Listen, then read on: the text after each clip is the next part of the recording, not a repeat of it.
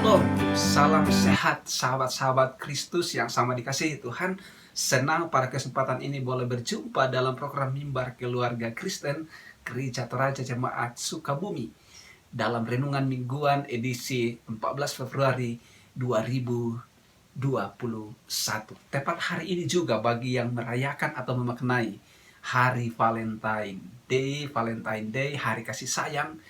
14 Februari disebut sebagai, banyak orang sebagai hari kasih sayang. Saya berharap bahwa sebagai anak-anak Tuhan kita memastikan diri bahwa kita saling mengasihi, menikmati kasih sayang, mencintai satu dengan yang lain didasarkan pada kasih Kristus yang luar biasa. Tidak ada kasih yang lebih besar dari kasih seorang yang memberikan nyawanya untuk sahabat-sahabatnya. Kamu adalah sahabatku jikalau kamu melakukan apa yang kuperintahkan kepadamu. Sabda Yesus bagi anak-anak Tuhan. Karena begitu besar kasih Allah akan dunia ini, sehingga ia telah mengaruniakan anaknya yang tunggal, supaya setiap orang yang percaya kepadanya tidak binasa, melainkan beroleh hidup yang kekal. Kiranya kasih Kristus yang besar ini kita hidupi dalam memaknai hari kasih sayang Valentine Day. Bapak Ibu Saudara-saudara, kita akan belajar bersama kebenaran firman Tuhan, kemuliaan di dalam bencana tanah liat. Sebelum kita membuka kebenaran firman Tuhan, mari saya mengajak kita satu di dalam doa. Ya Allah Tuhan kami bersyukur Tuhan memberikan kami kesempatan untuk menikmati kebenaran firman-Mu. Kami percaya firman Tuhan akan terus menguatkan kami, menjalani kehidupan kami, memaknai hidup dengan penuh kasih sayang, saling mengasihi satu dengan yang lain, sebagaimana Kristus telah mengasihi kami. Tuhan, mampukan kami untuk mengerti kebenaran firman-Mu dan menghidupinya dalam hidup yang Tuhan masuk karuniakan bagi kami. Berbicaralah ya Allah, kami siap mendengar kebenaran firman-Mu. Dalam Kristus Yesus, firman-Nya hidup. Kami datang berdoa, mengucap syukur kepada Bapa di dalam sorga. Amin. Sahabat-sahabat Kristus yang sama dikasihi Tuhan, kita akan belajar firman Tuhan dari 2 Korintus pasal 4 ayat 1 sampai ayat 15. Harta rohani dalam bejana tanah. Oleh kemurahan Allah kami telah menerima pelayanan ini. Karena itu kami tidak tawar hati. Tetapi kami menolak segala perbuatan tersembunyi yang memalukan. Kami tidak berlaku licik dan tidak memalsukan firman Allah. Sebaliknya, kami menyatakan kebenaran dan dengan demikian kami menyerahkan diri kami untuk dipertimbangkan oleh semua orang di hadapan Allah. Jika Injil yang kami beritakan masih tertutup juga, maka ia tertutup untuk mereka yang akan binasa, yaitu orang-orang yang tidak percaya, yang pikirannya telah dibutahkan oleh ilah zaman ini, sehingga mereka tidak melihat cahaya Injil tentang kemuliaan Kristus yang adalah gambar Allah. Sebab bukan diri kami yang kami beritakan, tetapi Yesus Kristus sebagai Tuhan, dan diri kami sebagai hamba-Mu karena kehendak Yesus. Sebab Allah yang telah berfirman, dari dalam gelap akan terbit terang, Ia juga akan membuat terangnya bercahaya di dalam hati kita, supaya kita beroleh terang dari pengetahuan tentang kemuliaan Allah yang nampak pada wajah Kristus. Tetapi harta ini kami punyai dalam bejana tanah liat, supaya nyata bahwa kekuatan yang melimpah-limpah itu berasal dari Allah dan bukan dari diri kami. Dalam segala hal kami ditindas namun tidak terjepit. Kami habis akal namun tidak putus asa. Kami dianiaya namun tidak ditinggalkan sendirian. Kami dihempaskan namun tidak binasa. Kami senantiasa membawa kematian Yesus di dalam tubuh kami, supaya kehidupan Yesus juga menjadi nyata di dalam tubuh kami. Sebab kami yang masih hidup ini terus-menerus diserahkan kepada maut karena Yesus, supaya juga hidup Yesus menjadi nyata di dalam tubuh kami yang fana ini. Maka demikianlah maut giat di dalam diri kami dan hidup giat di dalam kamu. Namun karena kami memiliki roh iman yang sama seperti ada tertulis, Aku percaya sebab itu aku berkata-kata. Maka kami juga percaya dan sebab itu kami juga berkata-kata. Karena kami tahu bahwa Ia yang telah membangkitkan Tuhan Yesus akan membangkitkan kami juga bersama-sama dengan Yesus, dan Ia akan menghadapkan kami bersama-sama dengan kamu kepada dirinya. Sebab semuanya itu terjadi oleh karena kamu, supaya kasih karunia yang semakin besar berhubung dengan semakin banyaknya orang-orang yang menjadi percaya, menyebabkan semakin melimpahnya ucapan syukur bagi kemuliaan Allah. Ayat 7 Bapak Ibu Saudara-saudara, ayat 7 Bapak Ibu Saudara-saudara, kita ulangi baca. Tetapi harta ini kami punyai dalam bejana tanah liat, supaya nyata bahwa kekuatan yang melimpah-limpah itu berasal dari Allah, bukan dari diri kami. Kemuliaan dalam bejana tanah liat. Bapak Ibu Saudara-saudara yang sama dikasihi Tuhan, saya kira bagi anak-anak kita yang hidup dalam zaman modern saat ini, mungkin sudah sulit untuk kemudian mengerti betul tentang bencana tanah liat. Nah, bencana tanah liat pada masa lampau, masa dulu, sering dipakai sebagai wadah untuk memasak air atau memasak makanan yang lainnya. Bahkan bencana tanah liat sering digunakan sebagai kendi untuk menampung air atau sebagai wadah tempat pembasuhan, dan juga pada zaman dulu bagi sebagian orang kaya menggunakan bencana tanah liat ini untuk menyimpan harta benda mereka yang berharga, emas atau berlian lainnya. Nah, ini bencana. Tapi pada hakikatnya bencana tanah liat ini, karena dia diambil dari tanah liat, adalah sifatnya mudah rusak, pecah, retak, atau mudah hancur. Tetapi dalam proses pembentukan untuk menjadi bencana, ini kemudian memakan proses yang luar biasa. Ya, bayangkan ya, mengambil tanah liat, lalu kemudian dibanting, dipukul, supaya kemudian bisa diolah, dibentuk, kemudian digiling, sesudah terbentuk menjadi bencana atau benda-benda yang siap untuk difungsikan sebagai perkakas rumah tangga.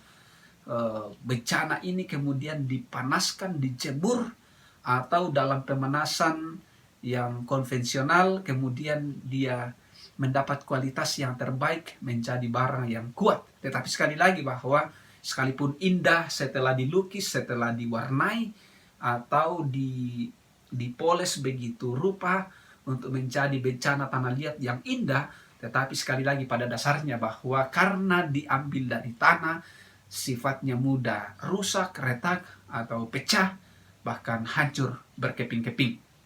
Nah, itu bencana tanah liat. Nah, Bapak Ibu Saudara-saudara yang sama dikasihi Tuhan, melalui nats ini Paulus menyebutkan orang Kristen adalah bencana-bencana tanah liat yang kadang-kadang mengalami kesedihan, kesusahan, kebingungan, berurai air mata, kelemahan, ketakutan, kekhawatiran, dan berbagai sifat yang melemahkan kita. Jadi Paulus menggambarkan dirinya sendiri sebagai bencana tanah liat yang rapuh. Sekalipun kalau kita belajar tentang latar belakang Paulus dari sudut kacamata manusia, bahwa Paulus ini adalah seorang yang hebat. Kenapa tidak? Dia adalah seorang murid Gamaliel, seorang ahli Taurat, penasehat mahkamah agama. Dia dibimbing oleh boleh dikata Profesor Gamaliel tentang filsafat dan teologi. Jadi Paulus ini adalah seorang yang luar biasa, pengetahuan yang cukup disiplin dalam ilmu filsafat, teologi, dan bahkan dalam kesempatan yang lain dia menjelaskan bahwa dulu Paulus apa yang dia anggap sesuatu yang sangat berharga, keturunan dari Benyamin, orang orang Israel murni tentang hukum Taurat, Paulus tidak bercacat, dan dia adalah sekali lagi dalam kacamata manusia, Paulus adalah seorang murid yang hebat, lulusan terbaik, luar biasa. Tetapi ketika berjumpa dengan Kristus dalam perjalanan ke Damsyik dengan tujuan, dengan hati yang berkobar-kobar untuk memusnahkan, menghabisi, membunuh pengikut Yesus, ketika dia dalam pengalamannya berjumpa dengan Yesus, dia berubah 180 derajat. Lalu kemudian apa yang selama ini dia anggap sebagai sesuatu yang hebat di mata manusia, dia menganggapnya sampah. Dan pada kesempatan ini Bapak Ibu Saudara-saudara, Paulus berbicara tentang keberadaannya sebagai bejana tanah liat yang rapuh, yang mudah pecah, yang kemudian tidak berharga apa-apa tanpa pemeliharaan Tuhan. Luar biasa bahwa kami ini adalah bejana tanah liat. Tetapi di dalam bencana tanah liat ini tersimpan harta karun yang luar biasa, yaitu kemuliaan Allah itu sendiri. Kami lemah, supaya jika kami kuat, itu semakin nyata bahwa karena Allah yang hadir, yang ada, yang terus menopang, memberi kekuatan. Nah, Bapak Ibu Saudara-saudara yang sama dikasihi Tuhan, sekali lagi apa yang disampaikan oleh Rasul Paulus ini mau menjelaskan bahwa kekristenan atau orang-orang Kristen, sekali lagi, bukanlah apa-apa tanpa kehadiran Tuhan, tanpa kuasa Tuhan yang nyata dalam kehidupan setiap anak-anak Tuhan. Anak-anak Tuhan mengalami kesulitan, anak-anak Tuhan mengalami kesedihan, anak-anak Tuhan kadang-kadang mengalami kesusahan, kebingungan, kekhawatiran, dan berbagai persoalan hidup yang lainnya.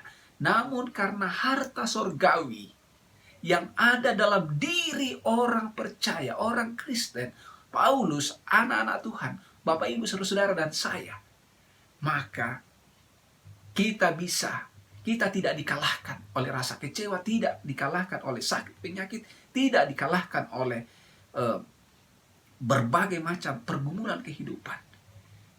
Nah, ini juga mau menjelaskan Bapak Ibu Saudara bahwa kekristenan bukan hal menyingkirkan kelemahan. Bukan juga semata-mata manifestasi ilahi. Tetapi kekristenan adalah manifestasi kuasa ilahi melalui kelemahan manusia. Nah, ini jelas ya bahwa orang-orang Kristen jangan berpikir bahwa karena kita sudah percaya kepada Yesus, kita tidak mengalami duka cita, tidak mengalami sakit penyakit, tidak mengalami kesedihan dan lain sebagainya. Jadi, apa yang disampaikan oleh Paulus bahwa memang kita adalah bencana tanah liat yang rapuh, yang pada saat-saat tertentu kita mengalami berbagai macam kelemahan. Tetapi karena Kristus di dalam diri orang percaya itu, ada harta sorgawi yang luar biasa. Mari kita perhatikan di ayat 8 dan ayat 9 pembacaan kita tadi. Dalam segala hal kami ditindas, namun tidak terjepit. Kami habis akal, namun tidak putus asa. Kami dianiaya, namun tidak ditinggalkan sendirian. Kami dihempaskan, namun tidak binasa. Ini dialami oleh Paulus. Dalam pemberitaan Injil, Paulus mengalami begitu banyak tantangan kehidupan. Jalan kaki ke sana ke sini, kemudian mungkin juga menggunakan perahu seadanya. Juga dalam perjalanannya ke Yunani, yaitu kota Korintus, bagaimana perjalanan yang begitu sulit untuk ditempuh mengabarkan Injil, ditambah lagi dengan kesaksian nabi-nabi palsu yang seringkali mencelah atau kemudian menjerat Paulus, melakukan perlawanan terhadap Paulus. Begitu banyak tantangannya. Dan mungkin Bapak Ibu Saudara-saudara saat ini segala fasilitas kemudahan untuk menyampaikan kebenaran firman Tuhan, termasuk lewat YouTube ini, termasuk lewat media, tidak menyulitkan hamba-hamba Tuhan atau orang percaya untuk mengabarkan Injil. Tetapi apakah tidak ada tantangan? Sangat banyak Bapak Ibu Saudara-saudara. Semakin berkembang zaman ini juga semakin berkembang, semakin besar tantangannya. Apa yang dialami Paulus dulu punya tantangan tersendiri, dan juga untuk anak-anak Tuhan saat ini juga punya tantangan dalam mewartakan, menyampaikan kebenaran firman Tuhan. Tetapi saya kira kita tidak akan mundur. Karena memang kita sudah diingatkan, kita adalah bejana tanah liat. Tanpa Tuhan, kita tidak bisa berbuat apa-apa. Tetapi karena keyakinan kepercayaan kita, di dalam bejana tanah liat ini, ada harta surgawi, yaitu kekuatan Allah itu sendiri. Paulus juga telah menyaksikan bahwa justru dalam kelemahanlah ia menjadi kuat. Hal ini disampaikan Tuhan kepadanya. Cukuplah kasih karuniaku bagimu, sebab justru dalam kelemahanlah kuasaku menjadi sempurna. Ya, cukup kasih karuniaku bagimu, sebab justru dalam kelemahanlah kuasaku menjadi sempurna. Tentunya Allah tidak berbicara bagi kita bahwa mari kita cari gara-gara, mari kita cari masalah. Saya kira tidak. Tetapi jika kita mengalami sebuah kelemahan, jika kita mengalami sebuah kesulitan, jika kita mengalami sakit penyakit, jika kita mengalami berbagai tekanan kehidupan, dan itu diizinkan oleh Tuhan, maka tentunya Tuhan tidak akan membiarkan kita.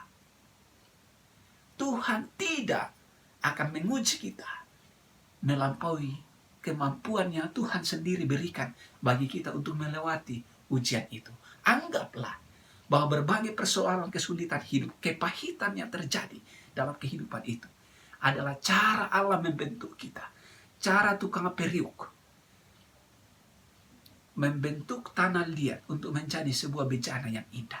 Dibanting, dijemur, dipukul, dipanaskan. Kalau itu memang Tuhan lakukan untuk kita, tujuannya adalah untuk memurnikan kita, untuk membuat kita indah di tangannya, untuk membuat kita bermanfaat di tangannya, untuk membuat kita menjadi alat yang hebat di tangannya. Karena itu Bapak Ibu Saudara-saudara, jangan pernah kecewa sebagaimana yang Paulus katakan. Sekalipun dihempaskan, sekalipun habis akal, sekalipun kita ditindas, jangan merasa terjepit, jangan merasa terinjak, jangan kehilangan akal. Teruslah berpengharapan. Bapak Ibu Saudara-saudara yang sama dikasihi Tuhan, sebagai orang yang percaya, sebagai anak-anak Tuhan, mungkin pada saat ini kita juga merasakan penderitaan yang dialami oleh Paulus. Kita sementara mengalami duka cita. Berbagai-bagai pergumulan Bapak Ibu Saudara-saudara dan saya alami. Virus corona, kemudian sakit penyakit yang berkepanjangan mungkin belum sembuh. Lalu ada yang gagal dalam usaha, rugi, kehilangan materi. Mungkin juga ada yang stres menghadapi anaknya yang sulit untuk diajar atau kurang dengar-dengaran. Mungkin juga Bapak Ibu Saudara-saudara tengah mengalami hubungan dalam keluarga yang di ujung tanduk, bangkrut, dan berbagai persoalan lainnya. Tapi ingat Bapak Ibu Saudara-saudara, jika itu terjadi dalam kehidupan kita, dan kita tetap mengandalkan Tuhan di dalam doa, permohonan yang sungguh-sungguh, yakinlah bahwa Tuhan akan memampukan kita melewati semuanya. Tuhan akan membuat iman kita semakin kuat berpengharapan, dan Tuhan sendiri akan menunjukkan jalan yang terbaik untuk anak-anaknya lalui. Pertolongannya selalu tepat pada waktunya. Yang dibutuhkan adalah kepekaan untuk kita mengerti kehadiran Tuhan. Sebagaimana yang Rasul Paulus katakan, jangan tawar hati di ayat yang kedua, bahwa menghadapi begitu banyak pergumulan persoalan kehidupan adalah jangan tawar hati. Kemudian jangan menutup diri untuk Injil. Karena orang yang menutup Injil, menutup diri untuk Injil, untuk kebenaran, hanya orang-orang yang binasa. Jangan menjadi bagian dari orang-orang yang akan binasa dengan mengeraskan hati, tidak mau menerima kebenaran firman. Bukalah hati untuk diterangi oleh kebenaran firman Tuhan. Jangan fokus memberitakan kehebatan. Jangan fokus untuk menceritakan diri kita sebagai orang yang luar biasa. Karena itu Paulus katakan, kami tidak fokus memberitakan diri kami, tetapi kami fokus memberitakan Kristus yang melayakkan kami untuk memberitakan Injilnya. Mari kita fokus memberitakan kesaksian yang luar biasa tentang Tuhan. Percayalah maka wajah kasih Kristus, cahaya kemuliaannya itu akan menuntun saudara-saudara, Bapak Ibu saudara-saudara, dalam melewati segala badai kehidupan. Dan yang terakhir Bapak Ibu saudara-saudara adalah fokuslah dalam iman percaya kepada kematian dan kebangkitan Kristus sebagai pusat pengharapan kita, bahwa kita telah mati bersama dengan kematian Kristus dan kita ikut dibangkitkan dalam kebangkitan Yesus Kristus. Dalam keyakinan percaya itu, mengabarkan tentang kematian dan kebangkitan Kristus untuk menyelamatkan orang-orang yang mau berbalik kepadanya. Semakin banyak orang yang percaya kepada kebangkitan Tuhan Yesus, bahwa Dialah Tuhan dan Juru Selamat, maka hati kita akan dipenuhi dengan limpah ucapan syukur. Kita hanya bejana tanah liat yang rapuh, tetapi Allah menguatkan kita. Allah membentuk kita sedemikian rupa. Bersyukurlah atas segala penyertaan Tuhan.